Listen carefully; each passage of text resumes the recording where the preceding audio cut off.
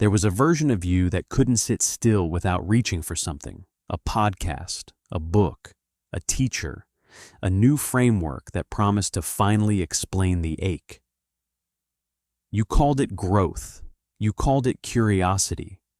Nobody warned you it might just be hunger wearing a robe of wisdom, dressing itself up as devotion so you wouldn't notice the desperation underneath. That craving felt sacred because it was constant, and constancy gets mistaken for calling more often than anyone admits, so you kept consuming, kept decoding, kept treating every conversation, every sign, every strange coincidence like a clue in a puzzle only you were meant to solve. And somewhere in that searching, a quiet question started forming, one you didn't have the courage to ask yet. What if the seeking itself was the wound talking, not the soul? Carl Jung spent decades circling a version of this same idea, that the unconscious doesn't whisper through riddles for entertainment. It whispers because something inside is asking to be witnessed. The hunger you mistook for spiritual ambition was often grief that hadn't found its name yet. Maybe it traced back to a household where love was conditional, where you learned early that being unnoticed felt like being unsafe. So you searched. You searched the way someone circles a room looking for an exit they already know isn't there. If this lands familiar, the practice isn't to search harder. It's to sit, just once, without a book in your hand, and ask what you're actually trying to outrun. Try it for 10 minutes before reaching for anything. No phone, no podcast, no answer waiting in someone else's words.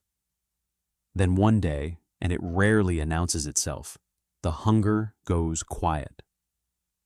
Not because you found the final answer, but because the question stops screaming. People panic here, mistaking the silence for spiritual failure, thinking numbness has replaced what used to feel like aliveness. They go looking for a crisis to manufacture, just to feel the old fire again, because fire at least felt like proof you were doing something right. But satiety isn't a malfunction. A person who's eaten well doesn't grieve the absence of hunger pangs. They just eat and move on with their day, untroubled by the meal they're not currently craving. The soul operates the same way once it's actually been fed, instead of endlessly promised food that never arrives. This is the part almost nobody talks about, because it doesn't photograph well, and it doesn't make for a dramatic testimonial. There's no climax to film, no breakthrough to caption. Just a Tuesday where you notice you didn't check your horoscope, didn't reach for a sign, didn't need the universe to confirm you were on the right path, and you didn't even notice you'd stopped until hours later. Jung called the goal of psychological work wholeness, not happiness, and wholeness rarely performs the way people expect enlightenment to look.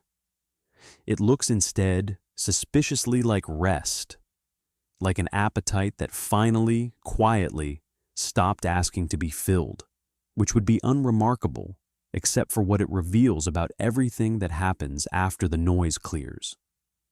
There was a period when telling the story mattered more than living past it. You needed someone to know what you'd survived, a friend who'd nod at the right moment, a stranger online who'd leave a comment that finally made the pain feel real instead of imagined. Without that witness, the suffering almost felt incomplete, like a tree falling in a forest with nobody around to confirm the sound. So you told the story again, and again, slightly reshaped each time, the wound staying fresh because retelling it kept it relevant, kept it visible, kept it yours in a way that silence somehow couldn't. Nobody hands you the memo that says this need to be seen, however human, can quietly become its own prison, one where healing keeps getting postponed because the telling feels too good to give up. Psychologists who study trauma response talk about this exact pattern. The nervous system, having once been ignored or dismissed, starts treating being witnessed as evidence of safety itself. If you grew up in a house where your pain went unnoticed, a parent too distracted, too wounded themselves, too quick to say, "You're fine," your body learned that visibility equals survival. So, as an adult, you might find yourself narrating your struggles to anyone who will listen, not from vanity, but from an old, wordless fear that unwitnessed pain doesn't count, doesn't matter, didn't really happen. A useful practice here: next time something painful happens, resist telling anyone for 24 hours. Just sit with it. Journal it if you need an outlet, but don't hand it to an audience yet. Notice what that silence stirs in you. What changes with real maturity isn't that the pain disappears. It's that you stop needing applause for surviving it. You start doing the work, taking the walk, having the hard conversation, crying in your car before a meeting, without narrating any of it to anyone. The story stops being currency. Marcus Aurelius, journaling privately to himself and never intending an audience, wrote some of the most enduring meditations on suffering, precisely because he wasn't performing wisdom for Rome. He was working it out alone, in the dark, for nobody. That's the marker most people miss. Real integration is almost always undocumented. It happens in rooms with no cameras, conversations with no captions, moments nobody will ever know occurred. And here's where it gets uncomfortable, because the ego, the part of you addicted to being understood, will resist this quiet so hard it might convince you something's wrong. It'll tell you you're suppressing, not healing, that real growth should still crave an audience. But ask yourself honestly, was the telling ever really about healing, or was it about being held? Both are valid needs. Only one of them, mistaken for the other, will keep you circling the same wound for years, retelling it dressed in new language, new platforms, new strangers, waiting for a witness who was never going to be the one who set you free. Picture the version of you that flinched at a text message. Heart rate spiking before you even opened it. Body already preparing for conflict that might not exist. That wasn't sensitivity. That was a nervous system stuck in a permanent state of readiness, scanning every room, every silence, every slightly off tone of voice for danger that had once, somewhere, been real. You called it being intuitive. You called it being emotionally aware. Nobody told you that hypervigilance and intuition can feel identical from the inside, and only one of them is sustainable for an entire lifetime. The body doesn't know the difference between an actual threat and a memory of one. It just braces over and over until bracing becomes the only posture it remembers how to hold. This is where somatic psychology offers something most spiritual language skips entirely. Regulation isn't transcendence. It's biology finally catching up to safety. Bessel van der Kolk's work on trauma describes exactly this, the body keeping score long after the mind has moved on, storing old danger in muscle and breath and gut long after the threat has passed. If you grew up around unpredictability, a parent's mood you couldn't forecast, a household where calm could shatter without warning, your system adapted by staying alert at all times, because alertness once kept you safe. A practical place to start: notice your shoulders right now. Are they near your ears? Breathe into your stomach, slow and deliberate, for 60 seconds. That's not woo. That's a vagus nerve responding to evidence that the room is actually safe. What people misread as spiritual evolution is often just this: a nervous system that finally believes the danger has passed. The dramatic reactions of years ago, the explosive arguments, the catastrophic spirals over small inconveniences, weren't character flaws. They were a body still fighting yesterday's war today. And the calm that eventually replaces that chaos isn't enlightenment descending from above. It's cortisol finally regulating. It's a body exhaling after years of holding its breath without realizing it. Athletes call this coming down from adrenaline. Therapists call it co-regulation. You might just call it the first time in years you slept 8 hours straight without waking at 3 a.m. for no apparent reason. There's a strange grief in this discovery, though, because if the chaos wasn't soul level, wasn't some cosmic lesson you were destined to learn, then what was all that suffering actually for? It was for nothing mystical at all. And that's oddly more freeing than any spiritual explanation could be. You weren't failing a test. You were a body doing exactly what bodies do under prolonged stress: bracing, scanning, surviving. The peace that comes later isn't a reward for finally getting it right. It's just what's left once the body stops fighting a war that ended a long time ago, leaving behind a stillness so unfamiliar it almost feels like loss before it settles into something closer to home. There was a clock running somewhere behind every decision you made. Am I behind? Should I have figured this out by now? Everyone else seems further along, more settled, more arrived, and you're still here, still circling the same questions you had years ago. That pressure had a name, even if you never said it out loud: scarcity. Not of money, but of time itself, as if life issued a fixed number of years, and you were somehow burning through yours faster than everyone else.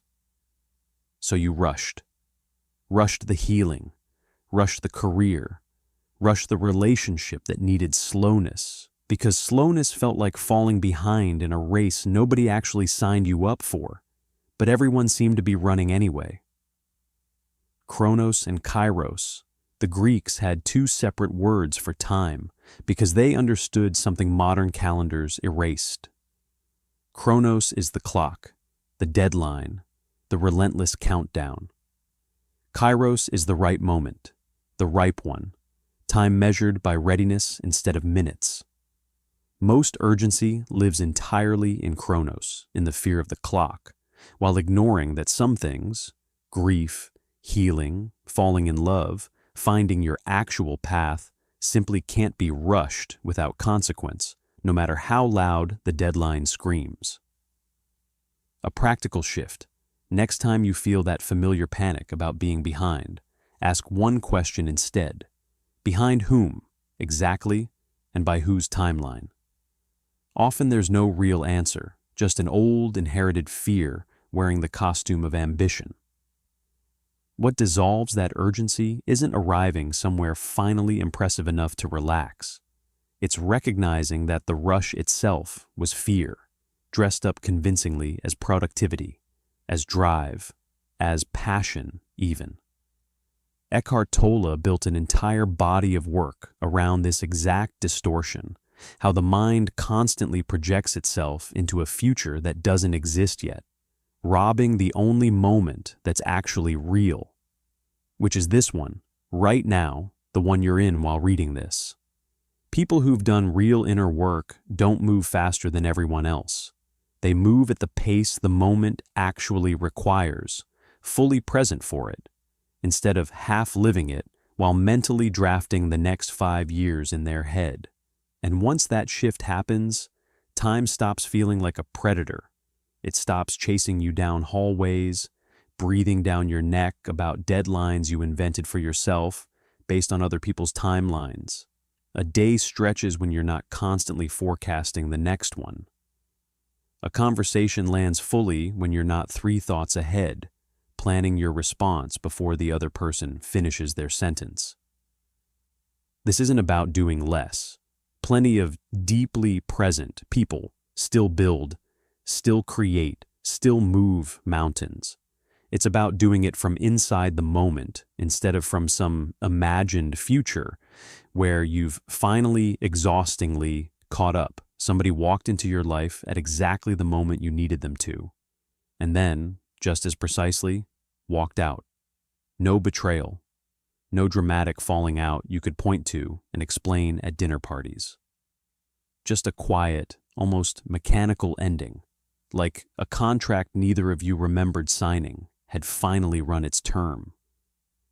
You probably spent weeks trying to figure out what went wrong, replaying conversations, searching for the moment things turned, because surely something must have broken for a connection that strong to simply stop. But some bonds aren't built to last forever. Some are built to last exactly as long as they're needed, and not a single day longer, regardless of how good it felt while it lasted. Jung's concept of projection explains this better than any breakup advice ever could. We often fall hardest for people who carry pieces of ourselves we haven't yet claimed, the confidence we're missing, the wildness we suppressed, the tenderness we never learned how to offer ourselves.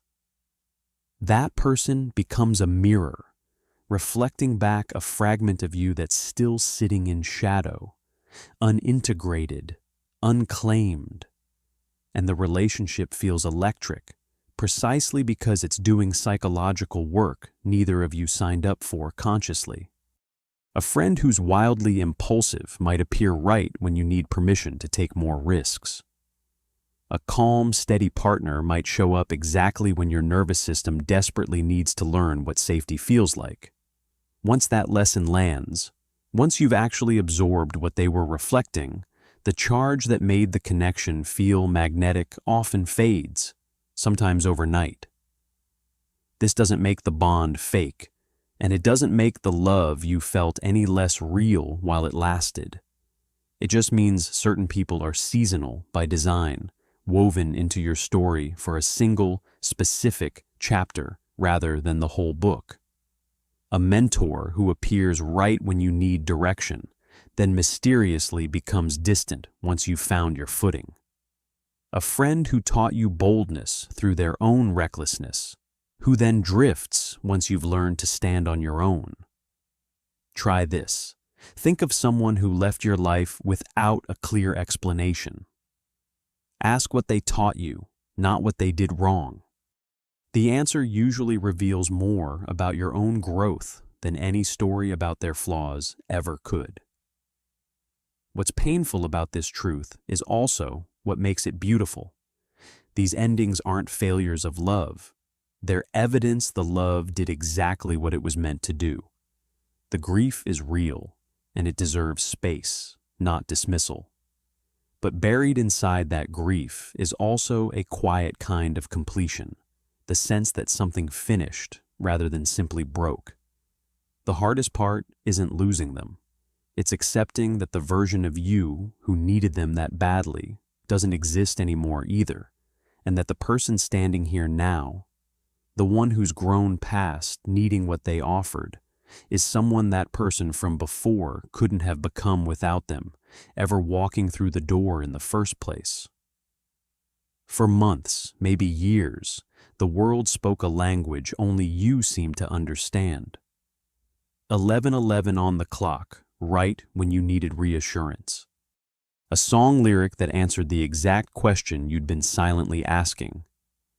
A stranger's offhand comment that landed like it was meant specifically for you, delivered through someone who had no idea what they'd just said. You built a relationship with these signs, trusted them like a compass when everything else felt uncertain, and they never seemed to fail you, until, one day, without warning or ceremony, they simply stopped showing up. No more synchronicities. No more numbers lining up. Just silence where there used to be constant, comforting confirmation. And underneath that silence, something close to panic. Did I do something wrong? Did I lose my connection to whatever was guiding me? Jung wrote extensively about synchronicity, describing it as meaningful coincidence, events connected not by cause and effect, but by significance to the person experiencing them. What he never claimed was that synchronicity was meant to be permanent scaffolding for an entire life. Think of it more like training wheels on a bicycle useful, even necessary during a specific season of learning balance. But a person who's actually learned to ride doesn't need the wheels reattached every time they get on the bike, and keeping them on forever wouldn't be devotion. It would be avoidance of standing on your own. The signs weren't lying to you before. They were simply doing their job, and their job, it turns out, had an expiration date built in from the start. This is the part that terrifies people who've come to depend on signs as their primary form of decision-making, who check numerology apps before making choices a grown adult should be capable of making alone. When the signs vanish, it doesn't mean you've been abandoned by whatever force you believe orchestrates the universe. It means you've internalized what the signs were pointing toward all along. You don't need a stranger's song lyric to tell you to leave a relationship that's clearly draining you, you already know, and you've known for a while now. You just used to need outside permission to trust your own knowing. The silence isn't punishment. It's closer to graduation, even though graduations rarely feel celebratory in the moment they're actually happening. What replaces the signs, eventually, is something quieter and far less dramatic to describe. A gut feeling that arrives without ceremony and doesn't need external confirmation to be trusted. No repeating numbers required. No song needs to play at the perfect moment for you to know what you already know. This shift can feel like loss at first, like the universe grew cold or distant, or simply stopped caring whether you found your way. But autonomy was always the actual destination disguised as a detour. The signs were never the relationship, they were the bridge. And nobody keeps living on a bridge once they've actually arrived at solid ground on the other side, no matter how beautiful that bridge once looked at sunset. Somewhere along the way, you became the spiritual one in every group chat, every family gathering, every casual conversation that somehow always found its way back to consciousness, energy, or the universe's mysterious plan. Friends started prefacing questions with, "I know you'll have some deep take on this," and honestly, you kind of loved that role. A sunset wasn't just a sunset anymore. It was a metaphor for endings, for letting go, for whatever lesson you'd recently decided the cosmos was trying to teach you. Every coincidence became a sign. Every difficult person became a mirror. Every bad day became a lesson in disguise, dressed up in language that made suffering feel meaningful instead of just sometimes plain inconvenient. And there was a strange comfort in that. Turning chaos into curriculum made the chaos feel survivable. Then, gradually, something shifted that nobody warned you about. You started finding all that meaning-making exhausting.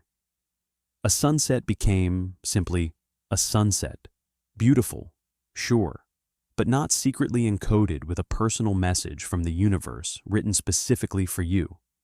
A frustrating coworker became just a frustrating coworker, not a karmic lesson requiring deep reflection on what they were here to teach you. This shift terrifies people who've built their entire identity around being depthful, around being the one who sees what others miss, because losing that lens can feel like losing access to meaning itself, like the world just got smaller and flatter overnight. But here's the part almost nobody talks about. This isn't regression, even though it feels uncomfortably like one at first.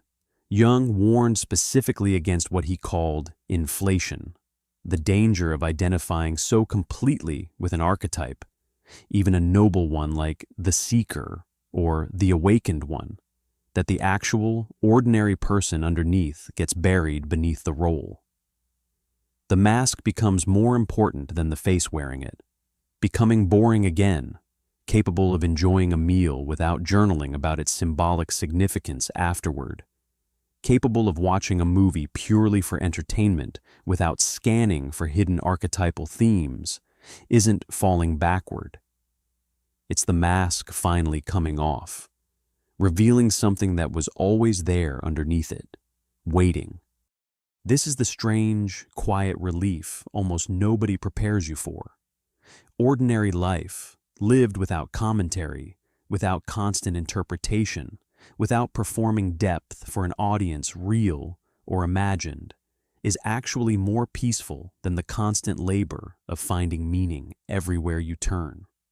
Imagine setting down a backpack you've carried for years without realizing how heavy it had become, how much your shoulders had adjusted to that weight as if it were simply part of you.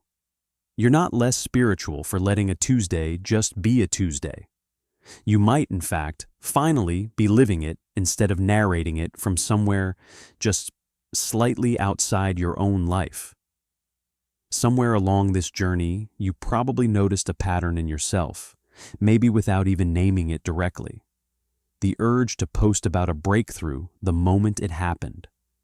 To caption a sunset with something about finally finding peace. To tell the group chat about the realization you had in therapy an hour ago, while it was still fresh, still glowing, still proof that you were doing the work.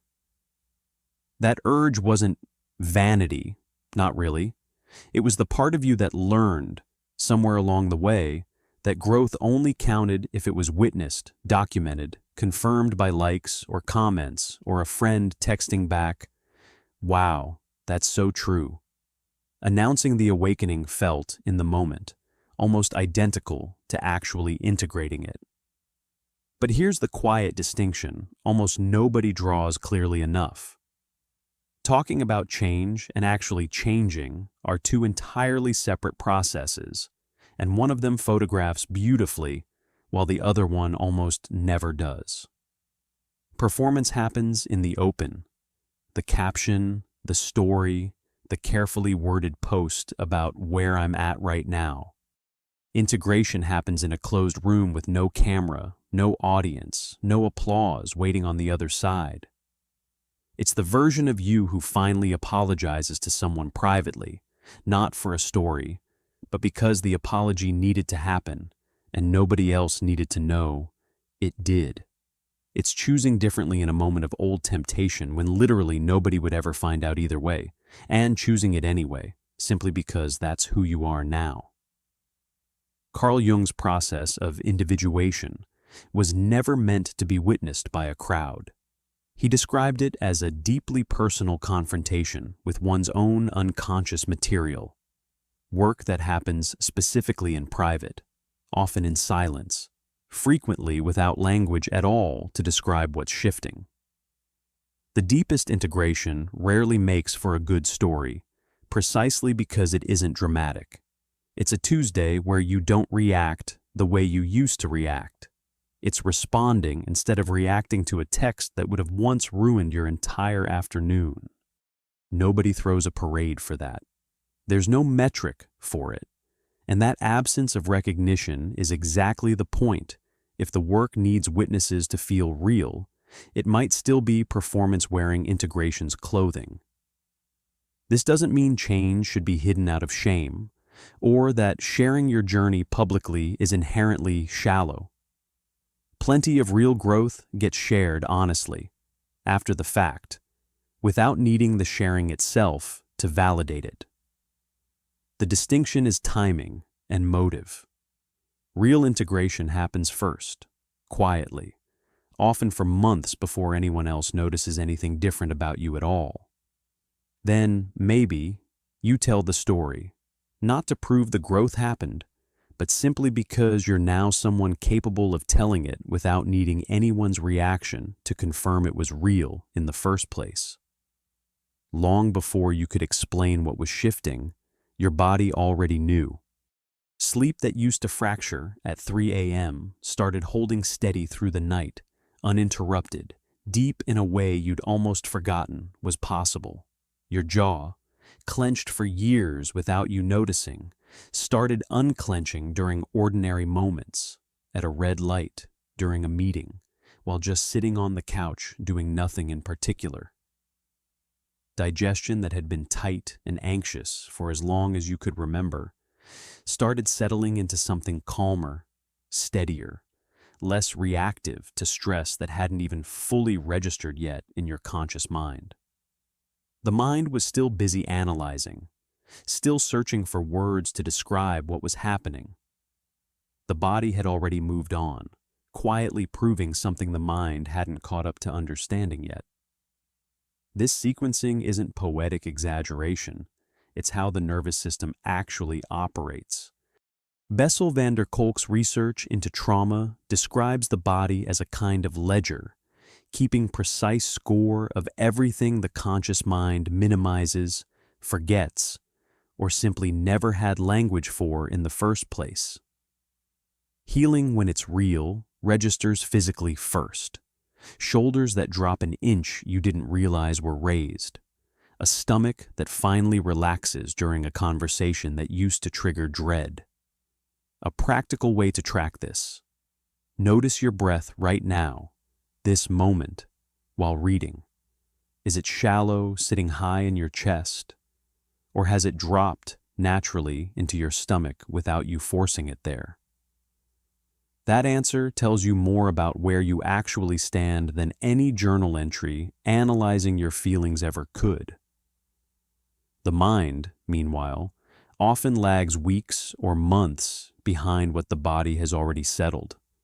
You might still think of yourself as anxious, as someone who struggles with conflict, as someone who can't relax purely out of habit, out of identity built over years, even after your actual nervous system has quietly stopped behaving that way most of the time.